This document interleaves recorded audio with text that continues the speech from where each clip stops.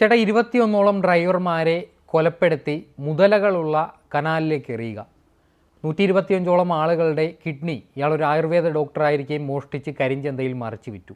പറഞ്ഞു വരുന്നത് doctor death എന്നൊക്കെ അറിയപ്പെട്ടിരുന്ന ഇന്ത്യ കണ്ട ഏറ്റവും കുപ്രസിദ്ധനായ സീരിയൽ കില്ലർ ദേവേന്ദർ കുമാർ ശർമ്മ എന്ന അലിഗഡ് സ്വദേശിയെക്കുറിച്ചാണ്. അലിഗഡിൽ ജനിച്ചു എന്നാണ് പറയപ്പെടുന്നത്. കൃത്യമായൊരു അറിവ് ഇപ്പോഴും ഇയാളുടെ ഹിസ്റ്ററി ക്ലിയർ അല്ല. അലിഗഡിൽ ജനിച്ചു എന്ന് പറയപ്പെടുന്നുണ്ട്. ഇയാൾ ആയുർവേദ വൈദ്യശാസ്ത്രത്തിൽ ബിരുദാനന്തര ബിരുദം ഉള്ള ആളാണ്, ഡോക്ടറാണ്, ആയുർവേദ ഡോക്ടറാണ്. അതും ലഭിച്ചിരിക്കുന്നത് ബീഹാറിൽ നിന്നാണ്.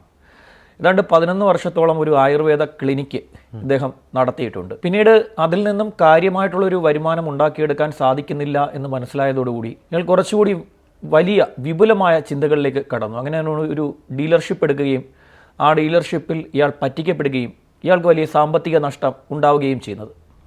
ഇതിന് ശേഷം ഇയാൾ ഈ അവയവ മാഫിയ സംഘങ്ങളുടെ അടുത്ത് എത്തുകയാണ്.